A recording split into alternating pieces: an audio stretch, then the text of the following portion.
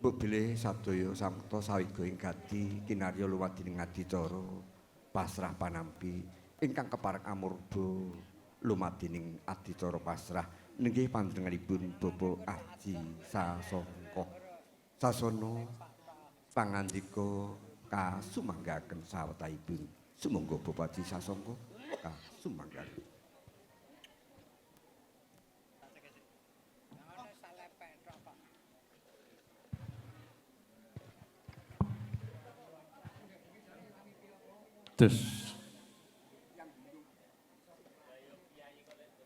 Bismillahirrahmanirrahim. Assalamualaikum warahmatullahi wabarakatuh. Innal hamdalillah wa syukurillah wa ni'matillah la haula wala quwata illa billah. Asyhadu an la ilaha illallah wa asyhadu anna Muhammadan abduhu wa rasul. Allahumma salli wa sallim wa barik ala sayyidina Muhammad wa ala alihi sayyidina Muhammad amma ba'd. Yun pangapunten saderengipun kunjuk kadang kula kinasih Bapak Asrori menika panyuwunan saking keluarga ageng Bapak Haji Imam sekalian Ibu Rohimah bilih pamatur kula kasuwun mawi basa nasional amargi Bapak Imam sekalian Ibu Rohimah mijil saking Lalatan Jambi menawi tamangke kula matur mawi basa Jawi kintenipun kirang saged nampi pramila estu nyadong duka ingkang kathah Pak Asrori. Bapak Ibu hadirin yang dimuliakan oleh Allah Subhanahu wa taala. Pertama dan yang lebih utama, marilah kita bersama-sama memanjatkan rasa syukur kita kehadirat Allah Subhanahu wa taala di mana pada kesempatan yang sangat-sangat berbahagia ini kita semuanya masih diberi banyak sekali nikmat dari Allah. Di antaranya nikmat sehat, nikmat sempat, juga nikmat yang tidak kalah pentingnya adalah nikmat iman dan Islam. Sebagai tanda syukur kita kehadirat Allah, marilah kita lafalkan dengan bacaan hamdalah. Alhamdulillahirabbil alamin. Salam dan salawat kita sampaikan kepada Habibullah kekasihnya Allah Subhanahu wa taala, baginda Rasulullah Muhammad sallallahu alaihi wasallam, dengan harapan Bapak Ibu tamu undangan hadirin semuanya suatu saat nanti dengan harapan mendapatkan syafaat dari Nabiullah Muhammad sallallahu alaihi wasallam. Amin ya rabbal alamin. Bapak Asrori, saya wakil dari keluarga besar Bapak Haji Imam dengan Ibu Hajah Rahimah. Pertama menyampaikan salam taklim, mohon untuk disampaikan kepada Bapak dan Ibu Manto dengan wasilah Assalamualaikum warahmatullahi wabarakatuh. Bapak Asrori, niat kami yang kedua ingin menyampaikan ananda tercinta Sofyan di mana calon mempelai pria dengan harapan alhamdulillah tadi pagi sudah dilaksanakan ijab kabul. Pada saat ini keluarga Bapak Sumanto dengan istri ingin mewisuda anak Mas Putro Pinanganten berdua, maka dengan wasilah bismillahirrahmanirrahim anak saya Sofyan Aprianto saya serahkan kepada Bapak Sumanto lewat Bapak Asrori. Semoga dengan harapan semoga Allah pada kesempatan yang sangat berbahagia ini memberikan wahyu ridhonya sehingga kelak anak kami mempelai berdua di dalam mengarungi bahtera rumah tangga, mendapatkan keluarga yang bahagia, keluarga yang sejahtera, keluarga yang sakinah, mawaddah, warahmah. Untuk yang nomor 3-nya Pak Asrori, jauh kami dari Jambi, tidak bisa membawa oleh-oleh apa-apa, cuma sedikit. Ini perabot untuk sedikit meringankan beban keluarga besar Adi Mas Manto sekalian istri. Satu perangkat pakaian muslimah buat ananda tercinta Novi, sarjana akuntansi. Juga ada sedikit uang yang mohon maaf tidak bisa kami sebutkan, dengan harapan semoga bisa meringankan apa yang menjadikan beban keluarga besar Bapak Sumanto dengan Ibu Suwarni. Bapak Asrori, jauh sebelumnya keluarga kami dari Jambi sumbah sampai di Serawong kisaran hari Rabu. Insya Allah besok mau pulang ke Jambi, dengan harapan semoga Bapak Ibu hadirin semuanya berkenan untuk melantunkan satu doa.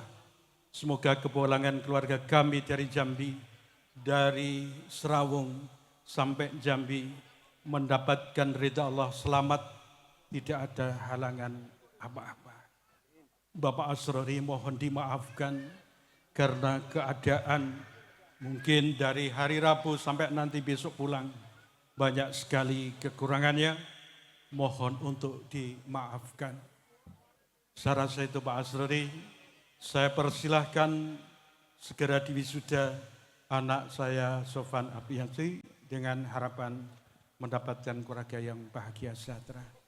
Dari kami pribadi banyak sekali khilaf dan salahnya, untuk mohon dimaafkan karena tingkat pendidikan kami yang rendah tidak luput dari khilaf, salah dan dosa. Akhirul kalam, assalamualaikum warahmatullahi wabarakatuh. Terima kasih. Waalaikumsalam warahmatullahi wabarakatuh. Sarendang tetarengga merempit pasrah panjenenganipun Bapak Haji Sasongko kinarya suli salira saking panjenenganipun Bapak Haji Salam Ibu Hajah Rohimah tumuli kasiun panjenenganipun Bapak Muhammad Asrori handika ingkang keparing sedya nampi pasrah sasana pangandika kasumanggaken sumangga. Assalamualaikum warahmatullahi wabarakatuh. Alhamdulillahi rabbil alamin. Wabihi nasta'inu ala umuri dunya wa din. Wa ala alihi wa ashabihi wa alaina ajma'in. Wa la hawla wa la quwata illa billahil aliyyil azim. Faqad qala Allah ta'ala fil Qur'anil azim. Bismillahirrahmanirrahim.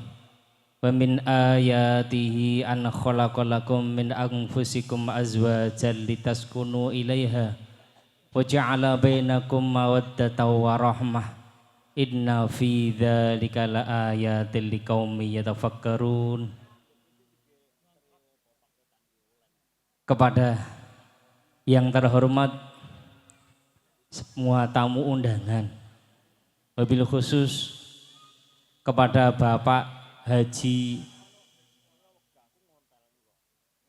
Salam Ibu Rohimah beserta keluarga dari Jambi yang sangat-sangat kami hormati.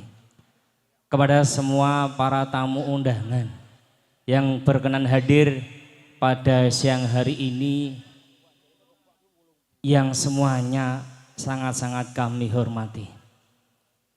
Pertama dan yang paling utama, marilah kita panjatkan puji syukur kehadirat Allah Subhanahu wa Ta'ala, yang mana pada kesempatan siang hari ini kita masih diberi kesempatan oleh Allah Subhanahu wa Ta'ala, diberi kenikmatan oleh Allah Subhanahu wa Ta'ala, sehingga kita semua bisa berkenan hadir di rumah Bapak Manto Ibu Suwarni ini dalam keadaan sehat walafiat, tidak ada kurang suatu apapun.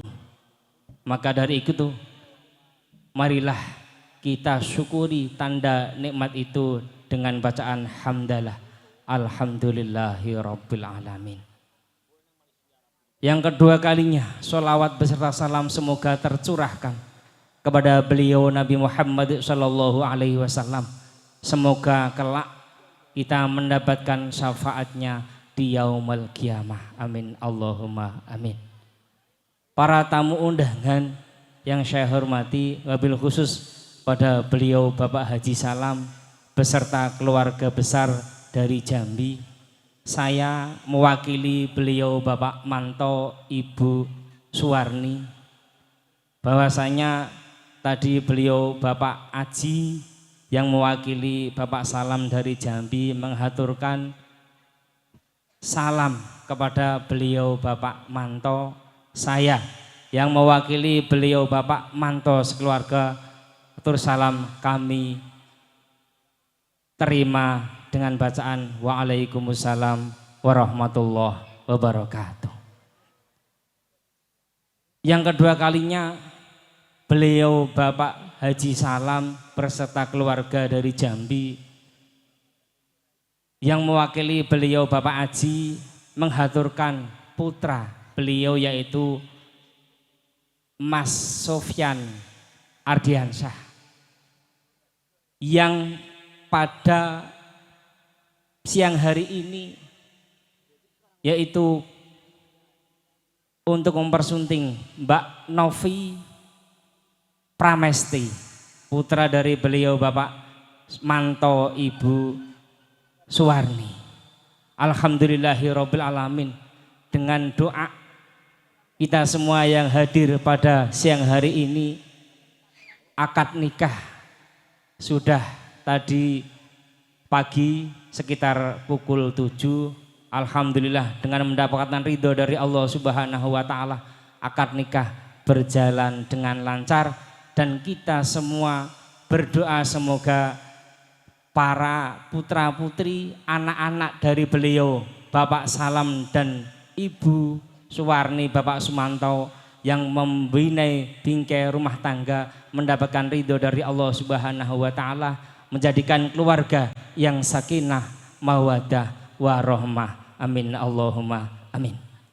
Yang selanjutnya beliau Bapak Salam yang mewakili yaitu Bapak Aji menghaturkan oleh-oleh atau sedikit uang yang sebesar atau sekecil apapun itu supaya nanti bisa meringankan dan diterima oleh Bapak Mantau. Saya yang mewakili semua kami terima dengan lapang dada dan bisanya dari Bapak Sumanto Ibu Suwarni cuman berdoa kehadirat Allah Subhanahu wa Ta'ala, semoga amal dari beliau Bapak Salam dari Jambi beserta keluarga besar dari Jambi selalu mendapatkan imbalan yang sesuai dari Allah Subhanahu wa Ta'ala. Amin Allahumma amin. Yang selanjutnya pada siang hari ini fa insya Allah nanti anak Mas Sofyan dan Mbak Novi Pramesti akan segera diwisuda, yaitu semoga dengan doa kita semua pada kesempatan siang hari ini nanti wisuda temanten berdua mendapatkan ridho dari Allah Subhanahu wa Ta'ala. Amin Allahumma amin. Yang selanjutnya bahwasanya nanti besok pagi bahwasanya Bapak Salam beserta keluarga dari Jambi mau pamit dari sini dari Serawung. Kami segenap keluarga besar Bapak Manto Ibu Suwarni bisanya hanya menghaturkan doa semoga perjalanan dari sini nanti sampai Jambi tidak ada suatu halangan apapun dan mendapatkan ridho dari Allah Subhanahu wa Ta'ala, bertemu keluarga Jambi dengan keadaan selamat, tidak ada kurang suatu apapun. Demikian yang bisa saya sampaikan. Banyak kekirangan, banyak atur, banyak perkataan yang tidak berkenan di hati khusus dari beliau Bapak Salam beserta keluarga. Kami sangat minta maaf yang sebesar-besarnya. Sekian wal afa minkum wallahu muwaffiq ila aqwamit thoriq. Wassalamualaikum warahmatullahi wabarakatuh. Waalaikumsalam warahmatullahi wabarakatuh. Kanthi tatas titis tetes mentes pangandikanira panjenenganipun Bapak Muhammad Asrori kang paring sedya nampi pasrah. Punika wonten tali asih saking pisan sutresna dari Bapak Haji Salam Ibu Hajah Surahimah. Nggih, lumantaran panjenenganipun Bapak Haji Sasongko tali kekadangan tali katresnan tumbuli katuraken wonten Roko Mas Asrori. Boten kata lumpen kasuwun panjenenganipun Bapak Sumanto Ibu Suwarni anyaket wonten ngarsa panjenenganipun Bapak Muhammad Asrori nampi tali asih saking besan handika. Sumangga Bapak tali kekadangan tali katresnan tali ning katresnan kepareng handika ingkang nampi sawetawis kinarya kangge ngenteng-entengi jejiban handika ngentas pitulus putra-putra handika. Sumangga Bapak.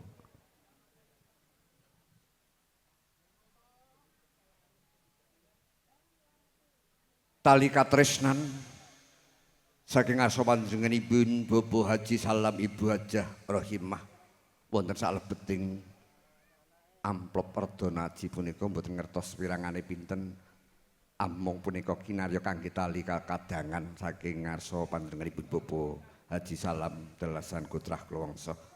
Sawise kepareng katampi kanthi syukurane menggali panjenenganipun Bapak Sumanto Ibu Suwarni tumuli sumbaganing lampah juru paes kepareng handika mranitesaken Ibu Endras tumuli daya nyaket pinanganten sarimpit kinarya adat Jawa lumaksana pepanggih pinanganten para kadang ngluri laras daya-daya lantaran wajib kabiwada kodhok ngorek sawetawis genta gedhe kabarung.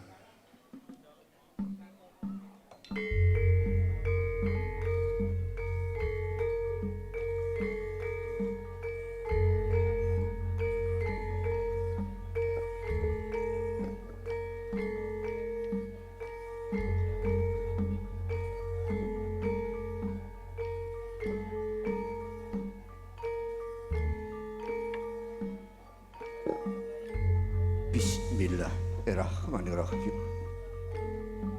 Barokah alaka wa barokah alika wa jamanakum wabil khair. Wedo ingkang tinulis sastra ingkang sinerat kitab suci donga sapu jagat. Bismillahirrahmanirrahim. Rabbana atina fid dunya hasanah wa fil akhirati hasanah wa qina adzabannar wa qina adzabannar. Tumapak ing padha pepasih pinanganten sarimpit daya-daya pepandengan netra kinarya mas madaken jatuh krama sejati ning jatuh krami nenggih Sang Bagus Sofyan Aprian Sah Dalasan Sakusuma Yunovi Pramesti Sasmita Gati balangan gantal sawetawis gantal punika suruh ingkang tinasulan wenang lawe ingkang temurose yen ginigit tunggal rasane Sir Budi Cipta Rasa Karsa karsanira wis manunggal dadya sajuga getih rong tetes balung orong ceklek daging orong tampet niat suci risang pinanganten sarimbit kinarya dadya rerambataning temuwuh saking asa dalem panjenenganipun Bapak Sumanto Ibu Suwarni Dalasan Besan nenggih panjenenganipun Bapak Haji Salam Ibu Hajah Rohimah ingkang sampun kepareng manunggal dadya keluarga mugya risang pinanganten sarimbit dadya keluarga ingkang sakinah mawaddah warahmah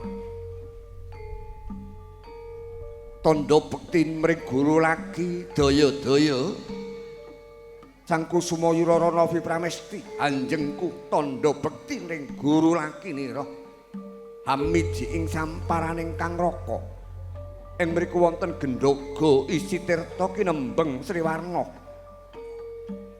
kinembenging Sriwarna kenanga kanthil mawar lan melati sesekaran ingkang gondo arum mugya pinanganten ing benjang nyo arum tumunduling ngantawiyat dalasan Kuncoro Hamba Jayeng Bawana.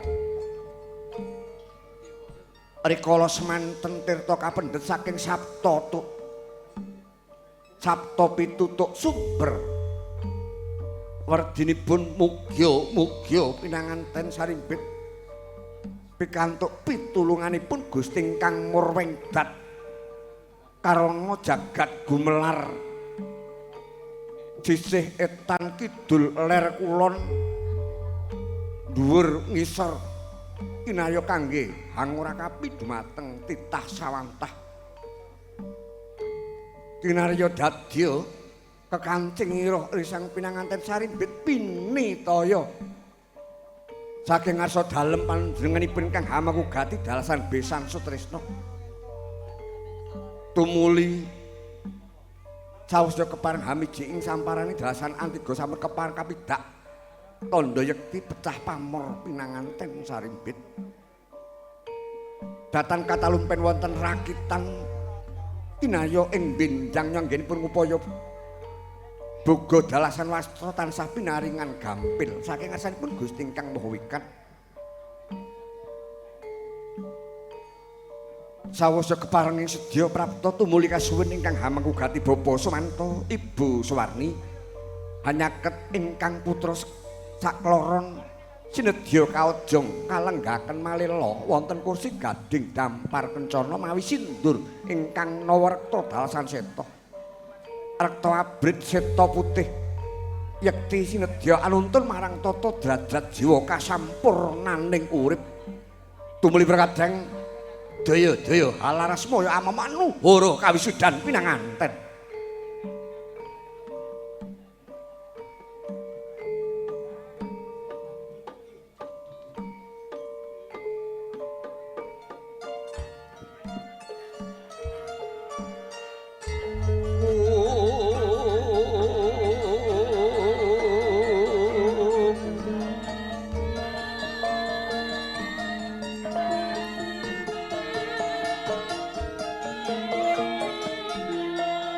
Bermara remang wis wongyung hamung hambrengeng kati kawaryaning kaswase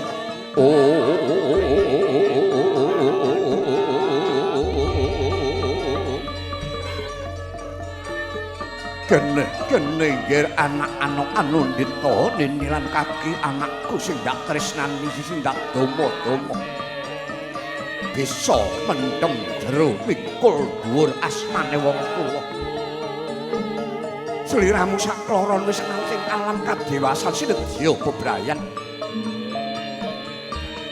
mula kuwi pamundhut durung pangestune wong tuwa marang sanak kadang pamitrang mitra saudara dalasan kiwa tangga teparuh ingkang kinarya hanyek seni anggonmu wis nampa wahyu palakrama ya nggir inggih ngestaken dawuh Kanjeng Rama Ibu Poragi kene siramu bakal ndak tanemno ana dampar kencana kiryak lo dadi raja karo ratu ya wulup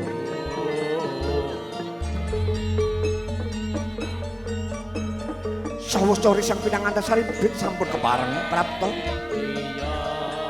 wonten palenggahan kursi gading dampar kencana rina byong robyong cinuba suba dening Rama Ibu pinadhe padhe pinitaya sumbaga juru paes jangkep saking Kuratayu panjenenganipun Mbakyu Puji ingkang kepareng hamandegani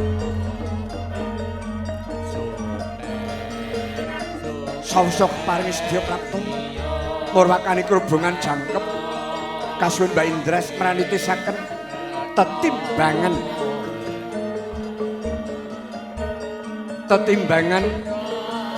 tandha yekti boten bancindhe banciladan dumateng putra-putranira sanadyan to sang bagus Sofyan Apriansah putra mantu tanpa beda kados darah dagingipun piyambak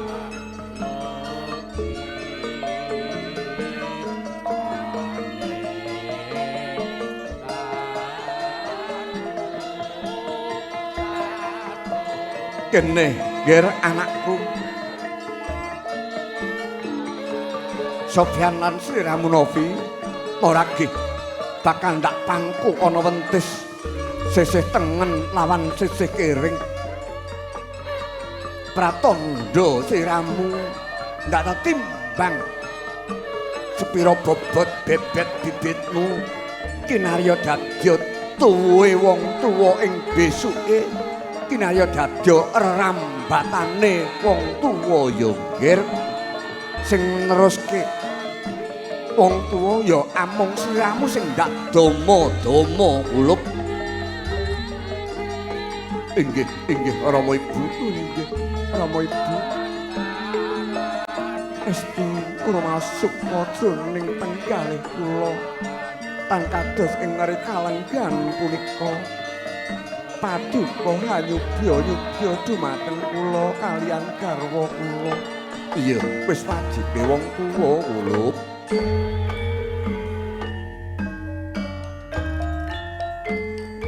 Sawasa kepareng paripurna tetimbangan Mbak Indres Purba Wasesa dicara krubungan jangkep asok guna kaya dahar klimah gembul bojo Nandrawina dalasan sumungkem prabot sadaya andika ingkang keparing sedaya mranitisaken sasana kasumanggaken kamardikan sumbaga lampah ingkang sinedya mranitisaken sumangga.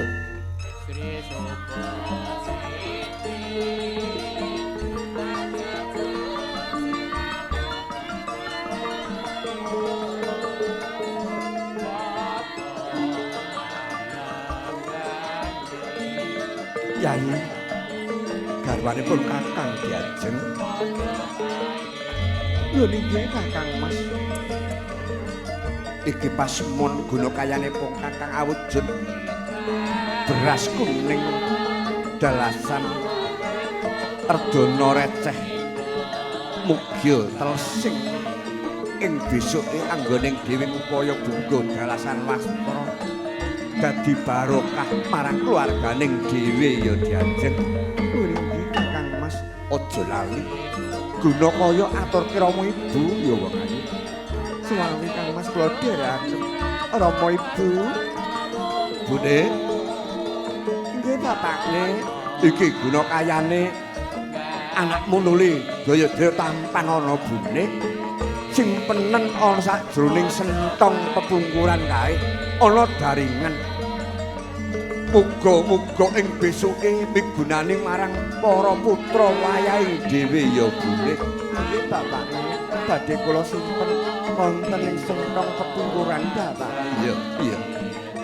Paripurna saguna kaya tumuli darek limah gembul bujana Andrawina. Kalaju lumadining dahar klimah gembul bojo Nandrawina adat cara Surakarta hadiningrat pinitaya ing rikalenggan punika mapan wonten ing bumi Serawung Gesi Sragen wonten wisa panjenenganipun Bapa Sumanto dalasan Ibu Suwarni dahar klimah dedaharan sesarengan pinanganten sarimbit dulangan pasemon ing benjangnya riseng pinanganten sarimbit anggenipun ngupaya boga dalasan wastra tansah pinaringan gampil dalasan boten bakal bancinde banciladan abot enteng sinangga bebarengan sawasta kapareng ambuka bale bebrayan numujuning alam kadewasan.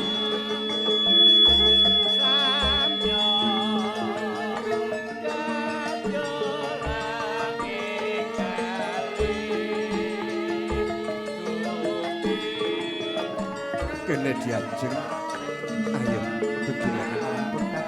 Aku percaya yen sliramu wasis anggoning kula marang bendaharanipun Kakang Yai. Iki Kakang Mas sadaya kula ingkang kepareng. Kakang Mas, iya syukur bagi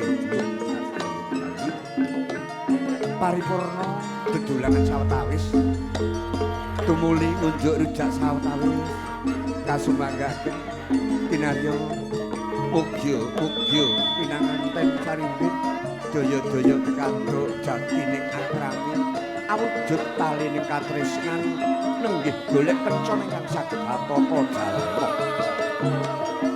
unjuk rujak sawetawis kasumanggaken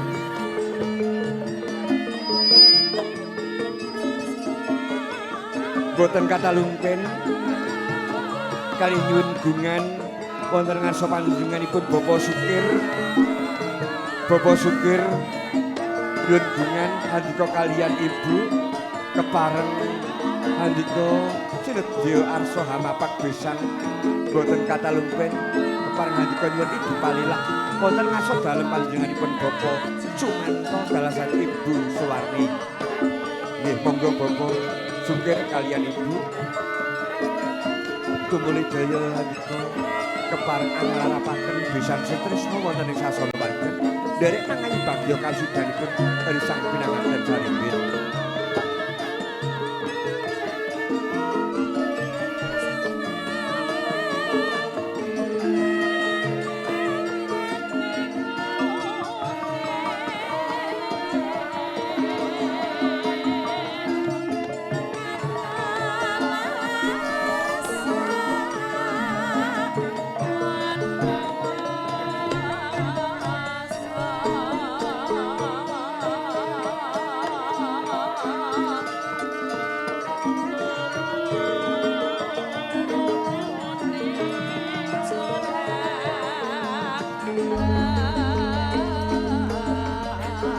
kembali ngatur murih rayu ning sejaran saking titilak sita hadicara kasuwun Bapak Sukir kaliyan ibu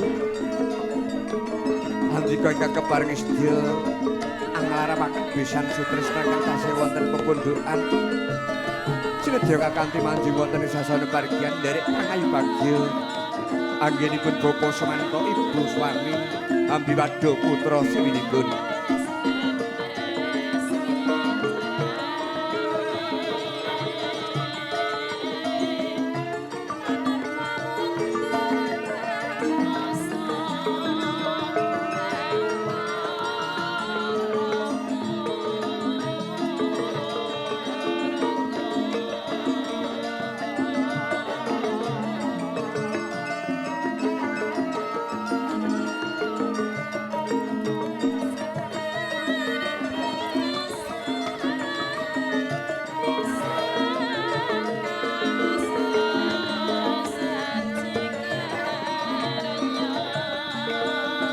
sawusna panjenenganipun Bapak Sukir kaliyan ibu prapta wonten ing sasana Badrasesa kasuwun nyuwun dipalilah wonten ngarsa dalem panjenenganipun Bapak Sumanta Ibu Suwarni sawusna pareng nyuwun dipalilah tumuli mentar saking sasana Badrasesa tumuju wonten ing Terpaswangi wonten ing paleremanipun panjenenganipun Bapak Haji Salam Ibu Hajah Rohimah keparing sedya panjenenganipun besan sutresna nderek mangayu bagya kasugan dalem risang pinanganten sarimbit sumangga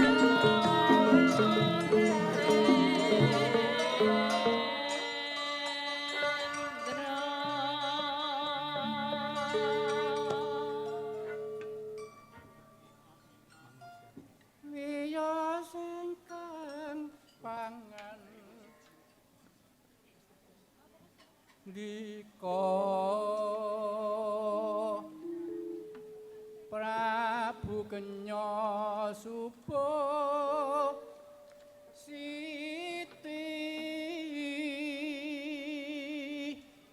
nanjak karawitan ngluri laras ake kaparo ngarso sira pakti laras ati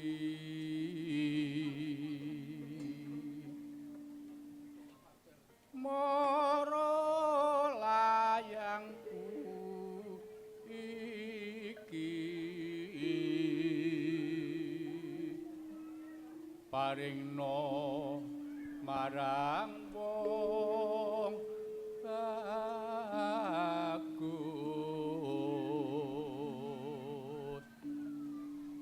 kang aran mboten katalungken tumuli Bapak Haji Salam Ibu Acara Lima kasuwun daya kakanthi lumebet wonten ing sasana pargian sumangga sangulu mampah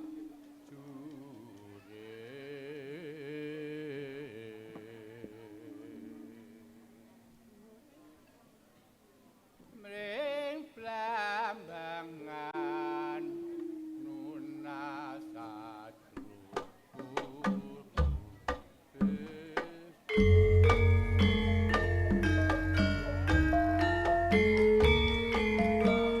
suwun Pakde Sunar ingkang sampun kepareng sekaran sawetawis kinarya kangge ngiseni wekdal rawuh besan Sutrisno saking Jambi wedang saking Katabian sampun kepareng prapta nenggih panjenengan Bapak Haji Salam Ibu Hajah Rohimah kasuwun ingkang hamugati Bapak Sumanto Ibu Suwarni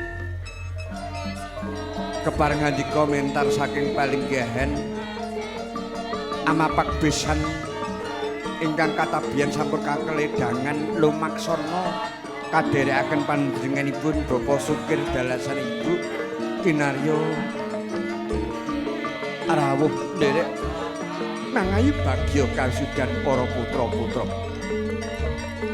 ngaturaken kasugen rawuh selamat datang Bapak Haji Salam Ibu Hajah Rohimah jauh dari tlatah Jambi dari Sumatera amung salah satu niat suci nenggih ikut berdoa biar anak berdua menjadi anak yang soleh solehah menjadi keluarga yang sakinah mawaddah warahmah.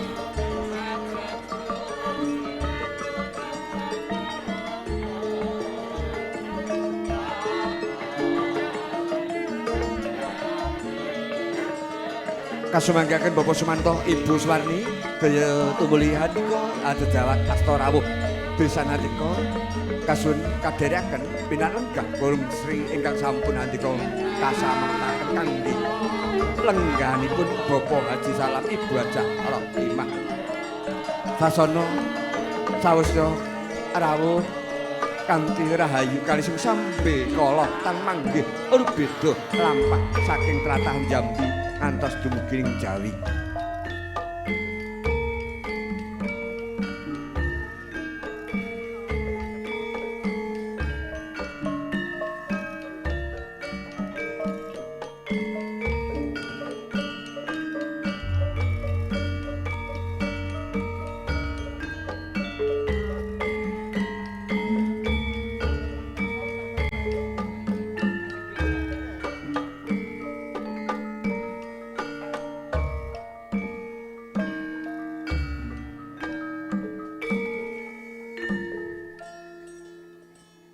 Selamat datang Bapak Haji Salam Ibu Hajah Rohimah jauh dari tlatah Jambi sampai selamat sampai tujuan wilayah Sragen nggih boten wonten aral satunggal punapa kewala rawuh handika tumuli kalajeng rantaman candhaipun karana Ibu sampun kepareng rawuh sinedya risang pinanganten sarimbit asa nyuwun tambahing pangestu arsa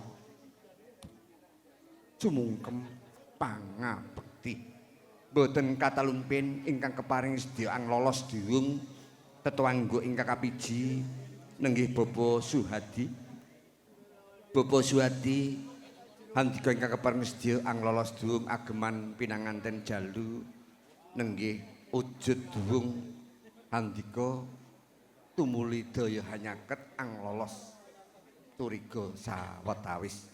Karana risang pinanganten sarimbit amung sawiji sinedya tumadah amung meminta sing berkah wonten ngarsanipun Gusti ingkang Maha Mirah.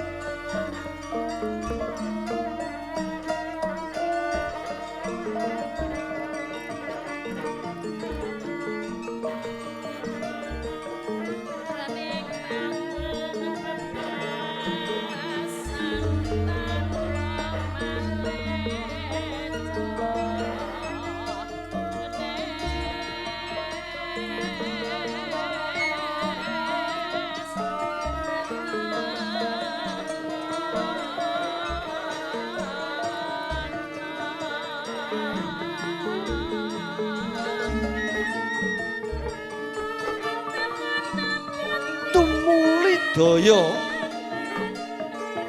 angratut budaya ponang hangga risang pinanganten saribit adat ing tanah Jawi khususon mapan ing Surakarta adiningrat sinedya pinanganten saribit arsa sembah nangen jali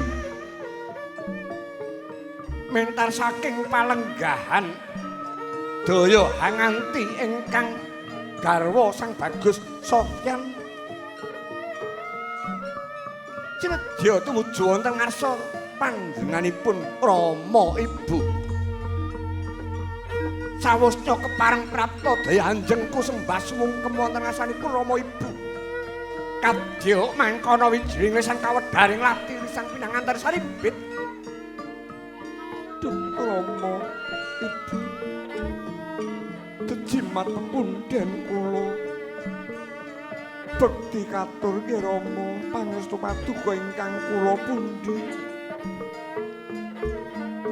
anak anung Anundita nggih anakku Nini kaki ya sembah mundak tampa wulup anakku sing ndak tresnani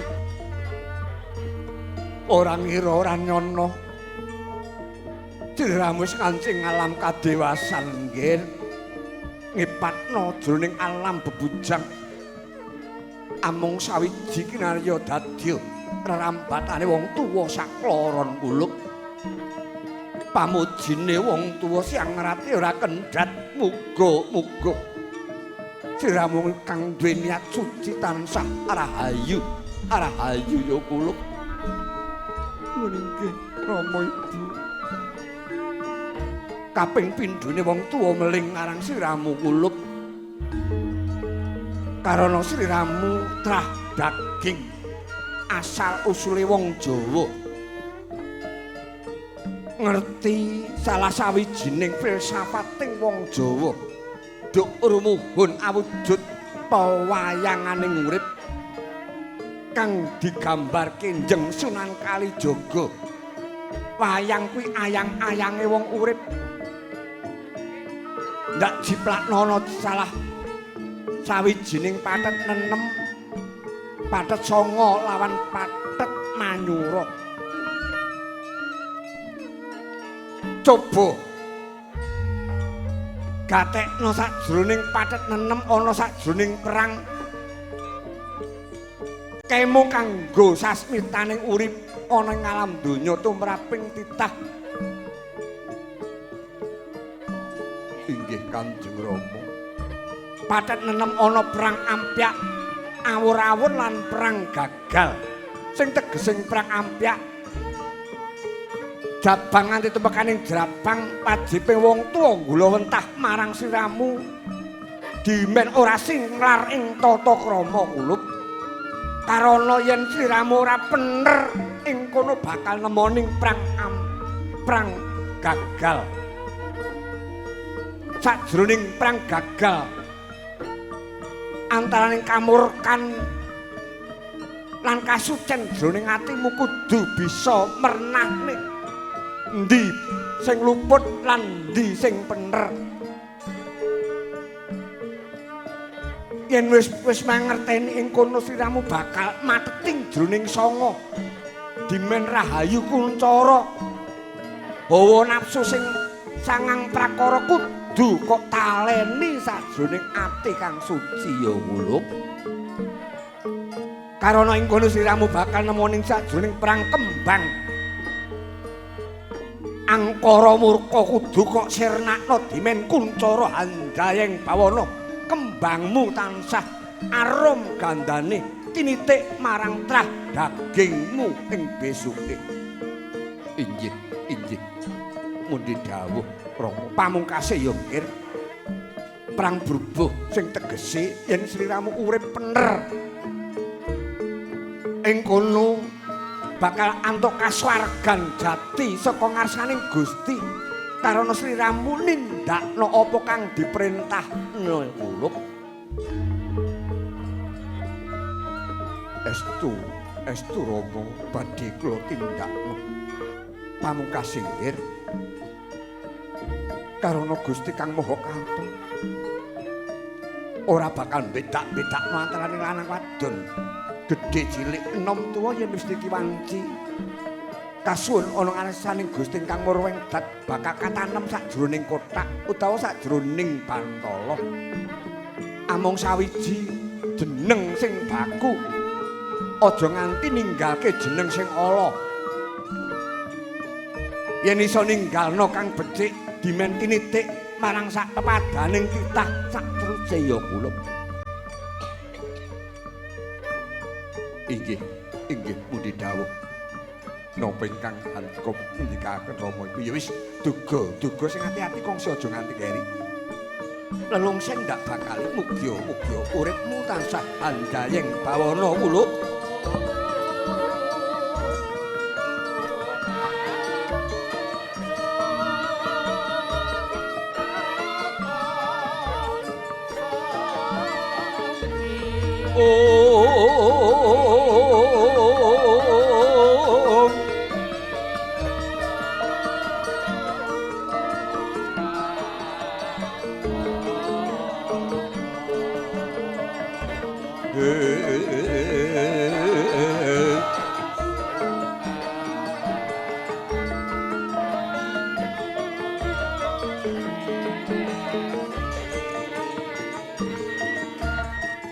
Ulang-ulanging nyoman ngumkan tuan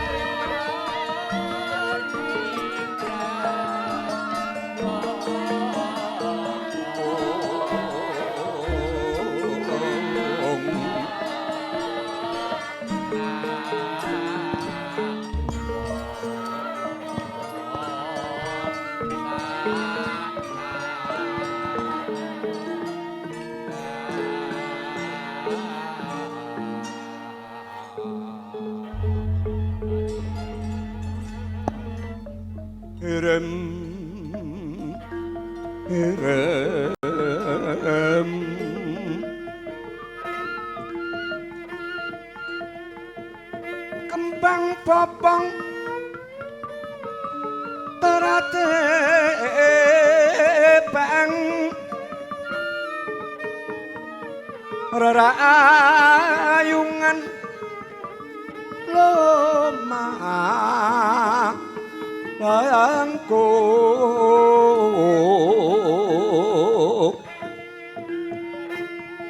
tumiung mangklung rambat derian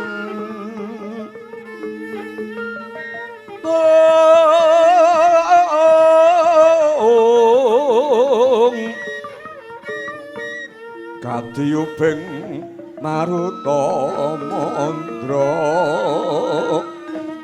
mangkut mangkut asri kawuryan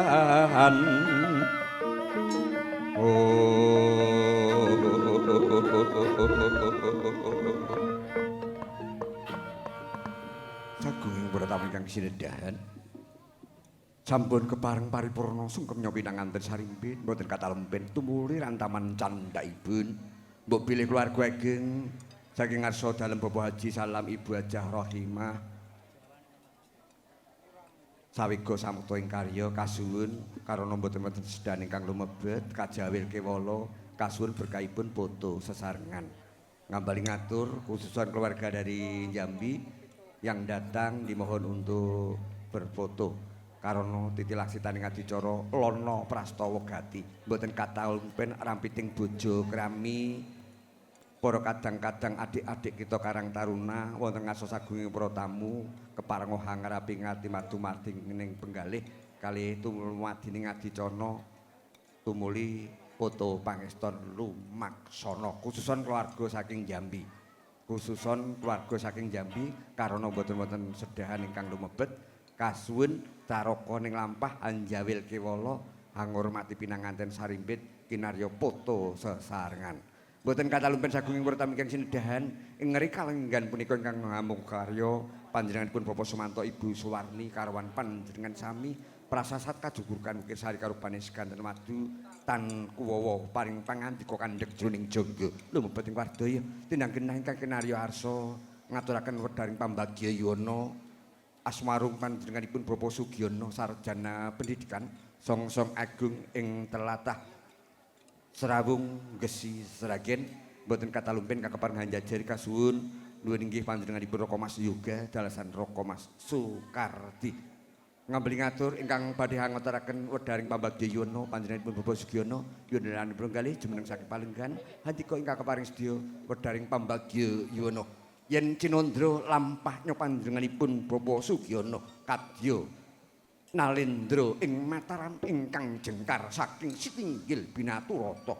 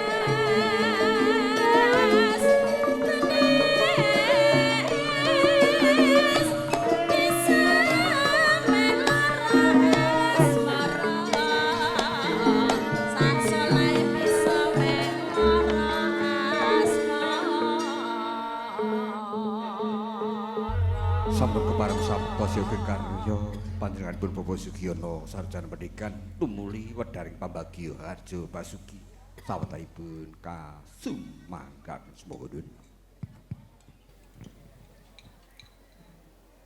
Bismillahirrahmanirrahim.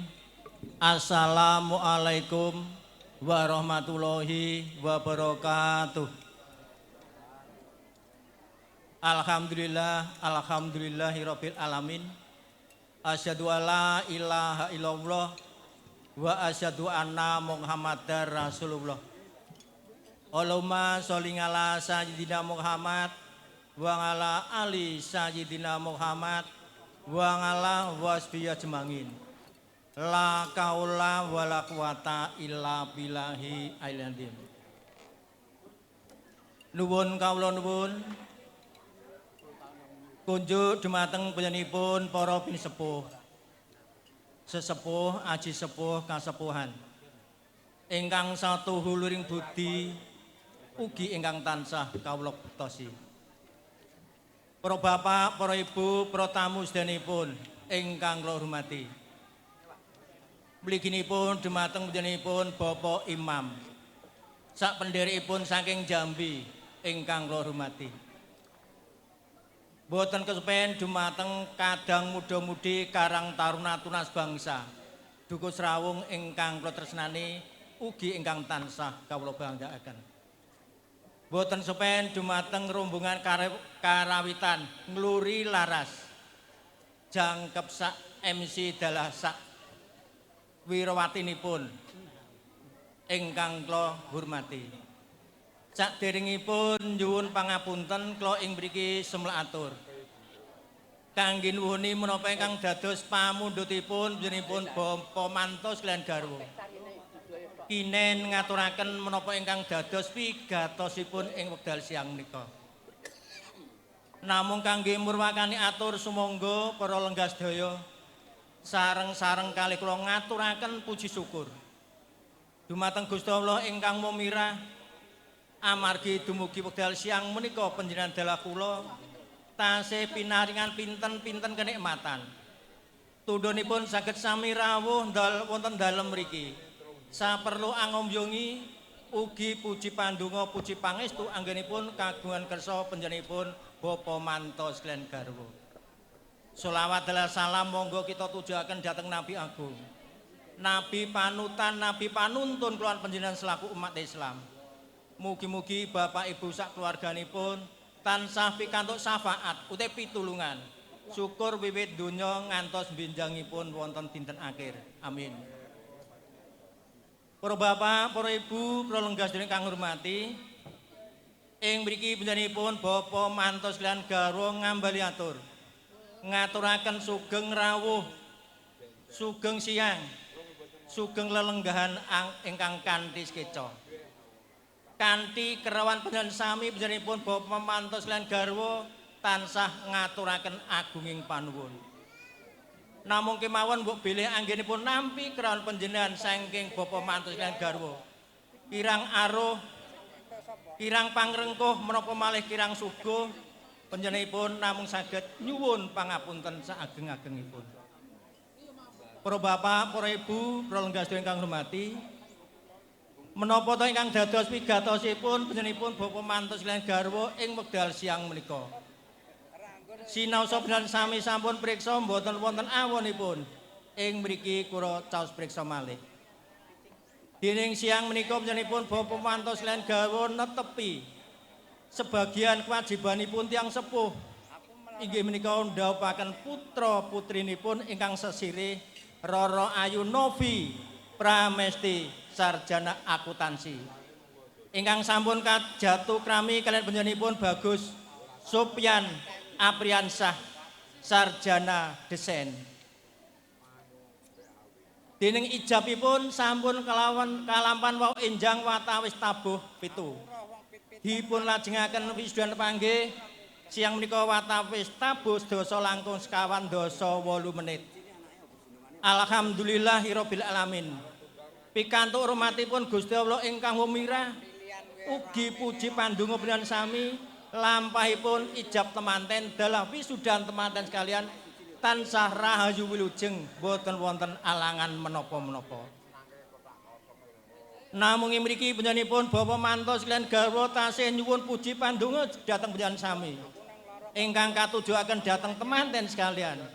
Mugia anggenipun jejodohan pikantuk wahyuning jodoh. Jodoh ingkang sejati. Jodoh ingkang dipun rindhoi saking kamurahanipun Gusti Allah. Tundhonipun tansah antut runtut ayem tentrem enggal saged bangun baliwis ingkang bahagia lan sejahtera. Ugi ingkang dipun wastani keluarga ingkang sakinah mawaddah warahmah. Amin. Para bapak, para ibu, para lenggah sedherek ingkang hormati, ing mriki panjenenganipun Bapa Mantos lan garwa mboten supen ngaturaken agunging panuwun mliginipun dumateng para tamu ingkang lembrawuh sumrambahipun dhateng tangga tepalih ingkang sampun paring bantuan menapa kemawon ingkang rupi donganipun ego partikel lan sanes-sanesipun sedawa saged sakangge nglancaraken bot repotipun anggenipun kagungan kersa panjenenganipun Bapa Mantos lan garwa. Namung ing mriki panjenenganipun bapa mantus lan garwa mboten saged caos piwales kesenan panjenengan. Namung kasumanggaaken kamurahanipun Gusti Allah. Mugi-mugi dharma bakti panjenengan dados amal ingkang sae lan pikantuk liru ingkang langkung kathah. Para bapak, para ibu, para lenggah ingkang hormati, wonten ngarsa jenengan sampun sumadya unjukan dalan nyamikan. Sumangga mbok bilih unjukanipun tasih daharan utawi nyamikan pun tasih dipun unjuk ugi dipun dahar. Sinambi lelenggahan ngunjuk dalam dahar. Siang menika mangke panjenenganipun Bapa Manto saged caos lelipur nggih menika karawitan. Saking tangkil nggih menika karawitan ngluri laras ingkang sampun kondang sak Kabupaten Sragen. Mugi-mugi saged damel sukarna penggalih panjenengan sami ing wekdal siang menika. Para bapak, para ibu, para lenggah ingkang hormati, kula kinten namung mekaten lan semanten atur kula. Kula nglenggana manungsa biasa, atur wiwitan dumugi pungkasan mesti kathah kekirangan menapa malih kalpatan. Kula namung saged nyuwun pangapunten saageng-agengipun. Pungkasanipun atur wassalamualaikum warahmatullahi wabarakatuh. Matur nuwun.